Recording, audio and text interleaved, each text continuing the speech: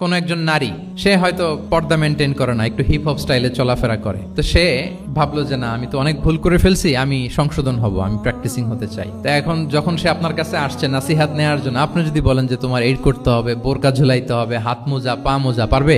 এ বলবে আগে যা ছিলাম ভালোই ছিলাম। তাকে একটু একটু করে বোঝাতে হবে, মানে এই হেজাব এটা কেন, হ্যাঁ, কাভারিং আওরা এটা কেন, কেন এটা করতে, এটা বেনিফিটটা আগে বুঝালেন যে Islam consider women as a queen, নারীকে ইসলাম কি হিসেবে কনসিডার করে? রানী হিসেবে। তো রানীর তো একটা ড্রেস কোড থাকবে, স্পেশাল পোশাক থাকবে, এগুলো বুঝাবেন। সে যাতে একটু নিজেকে গুছিয়ে চলে, শুরুর দিকে আপনি এই বার্তা দিতে পারেন যে একটু গুছিয়ে চলতে হবে। এরপর একটু শালীন পোশাকে যেন সে অভ্যস্ত হয়, এটা বললেন। সে যখন শালীন পোশাকে অভ্যস্ত, তারপরে হেজাবের ফজিলত বললেন, সে যেন হেজাব পরে। যখন সে হেজাব পরে, এরপরে তাকে নেকাবের কথা বললেন। এইভাবে আস্তে আস্তে তাকে বোঝাতে হবে। কিন্তু একবারে যদি সব চাপিয়ে দেন, বলেন তো আওয়াজ করে, সে কি ওটা রিসিভ করতে পারবে?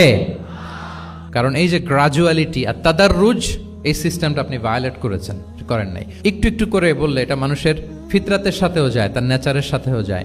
আমরা মদ হারাম হওয়ার কথা জানি, কয়টা স্টেপে হারাম হয়েছিল মদ? একবারে যদি বলা হতো বন্ধ করার সহজ হতো সাহাবাদের জন্য?